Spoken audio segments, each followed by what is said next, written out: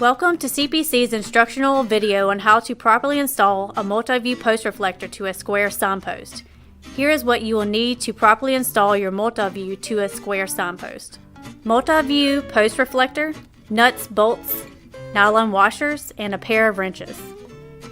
Now you are ready to install your multi-view post reflector to your post. Hold the multi-view in place while you put one of your bolts through one of the nylon washers first, then the multi-view, and then the post. Then screw on the nut.